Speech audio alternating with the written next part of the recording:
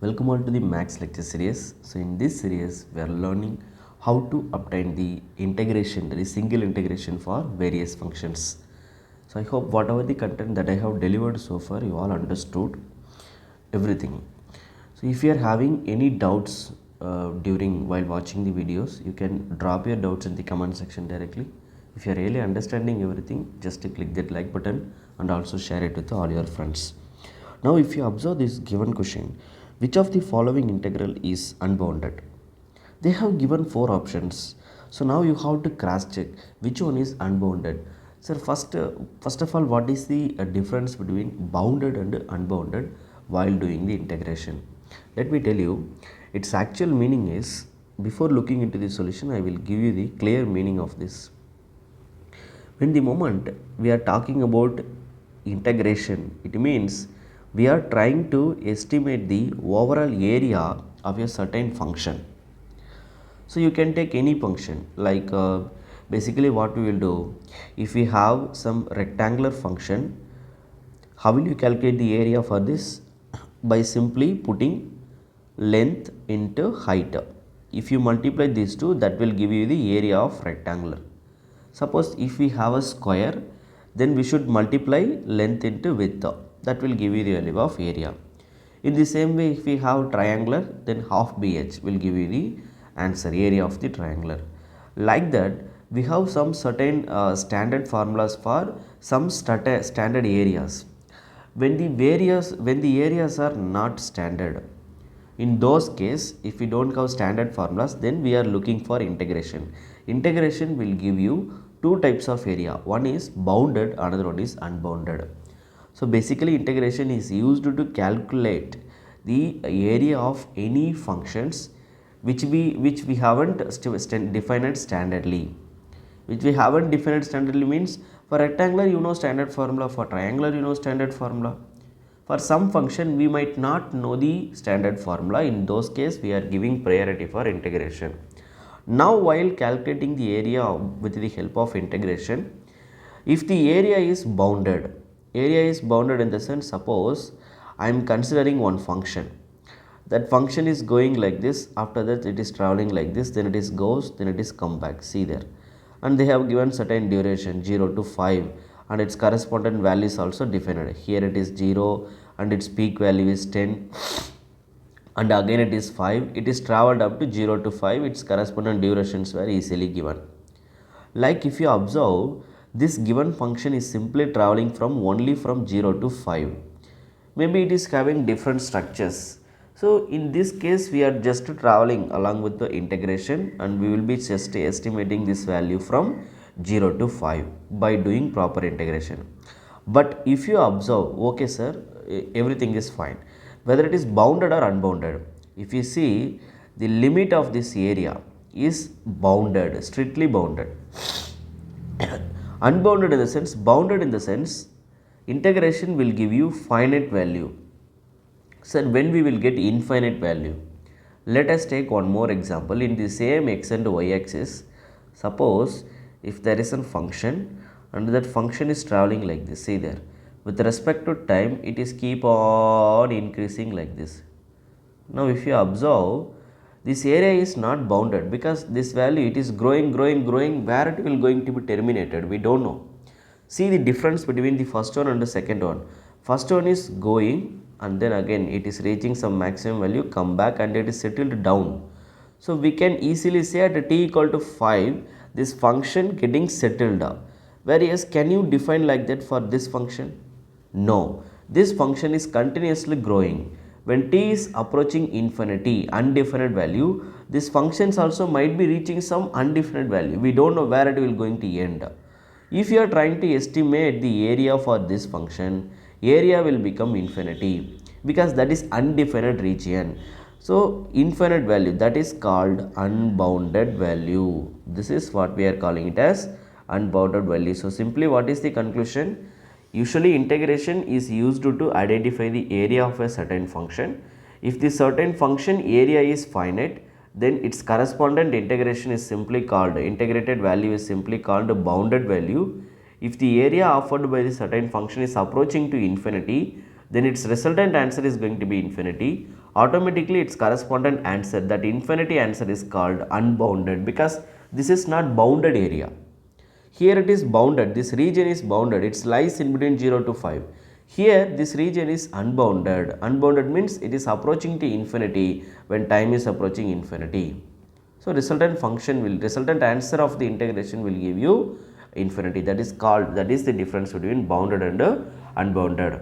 I hope you all got the complete clarity. Now that is what we have been asked in the question.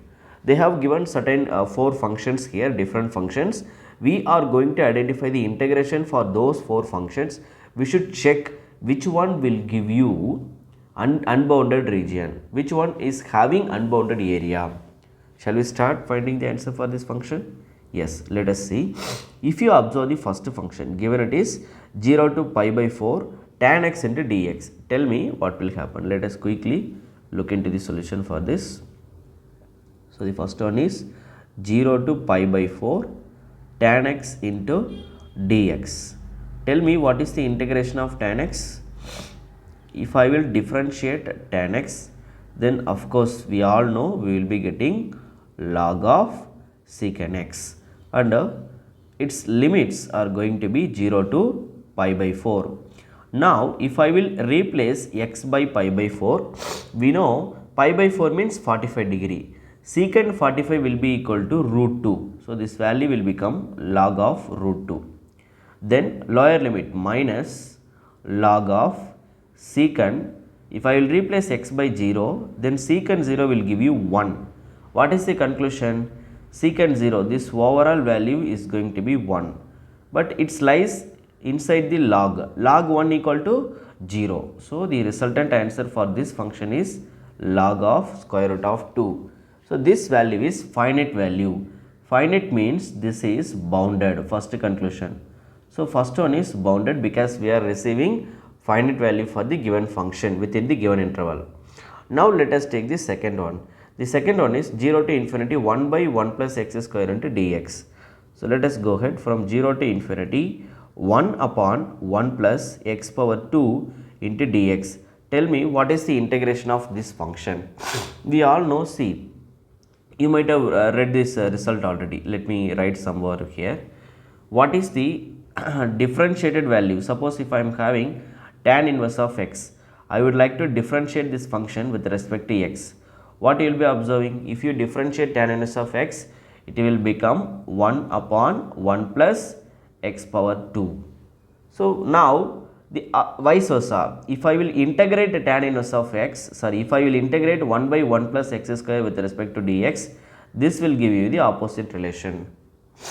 That's all. So the conclusion is, from here I can say the given, if you observe the function, yes, the given it is tan inverse of x only. So we can directly write this integration will give us tan inverse of x as the result, and since the limits are travelling from 0 to infinity, let us see what will happen. If I will substitute the upper limit, we will be receiving tan inverse of infinity minus lower limit will become tan inverse of 0. What is the value of tan inverse of infinity? This will be equal to 90 degree. I can say pi by 2 minus tan inverse of 0 will be 0 only. So the resultant answer is pi by 2.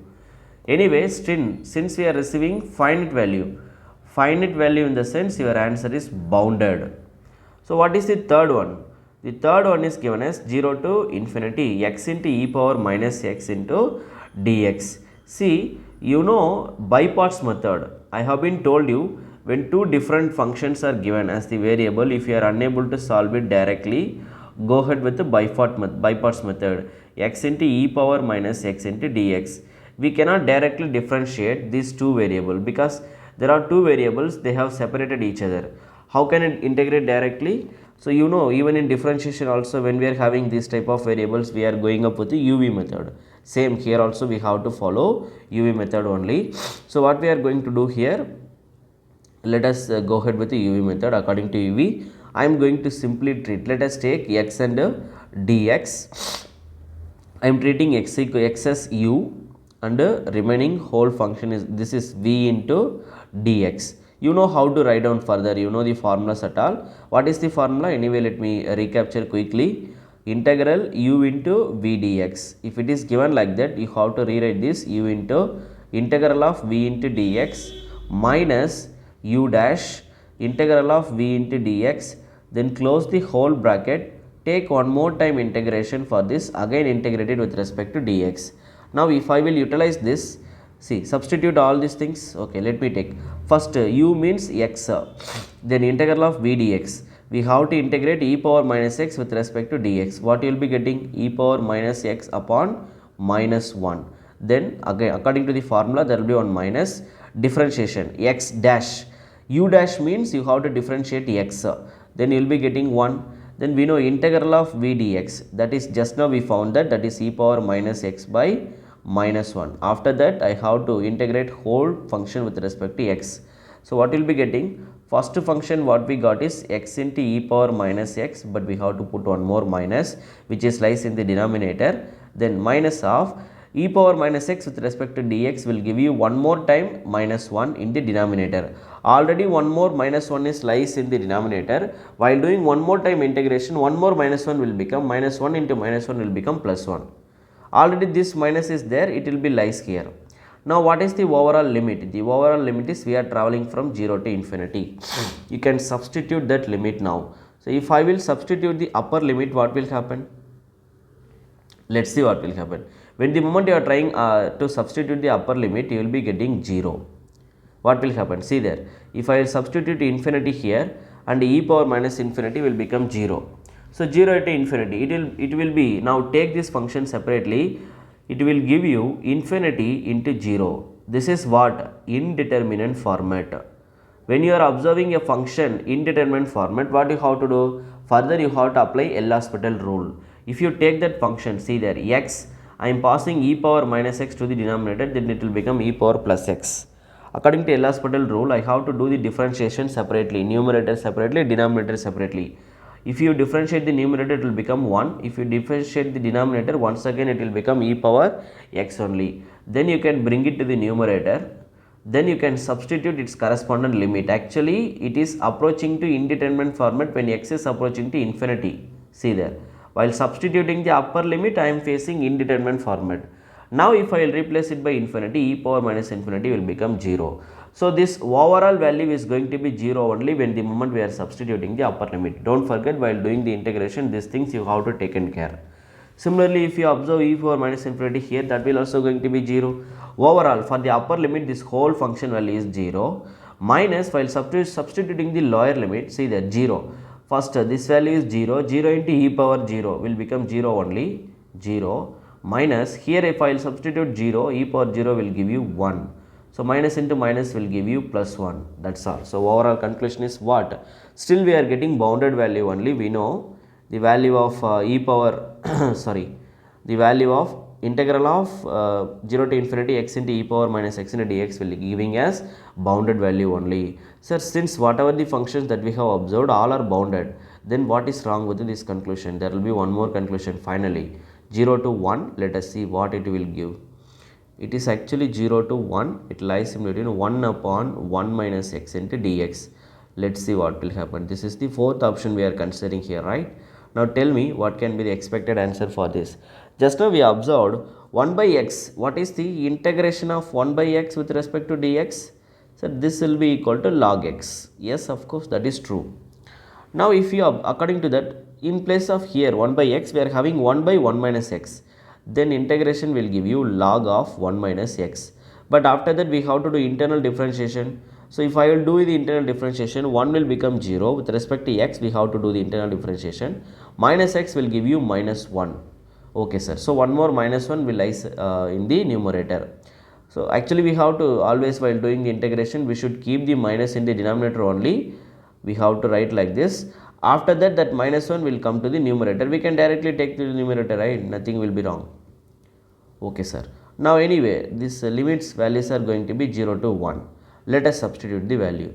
If I will substitute the upper limit, what will happen here? 1 minus upper limit is 1. Minus of, see there already one minus is there, while going along with the lower limit it will become plus.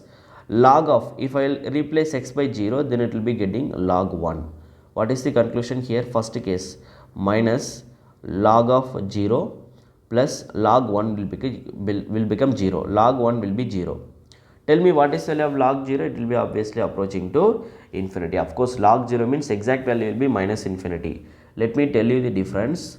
If we substitute log 0, magnitude will become infinity, but its actual value will be approaching to minus infinity. Log of infinity will be approaching to infinity only. That is the difference between this.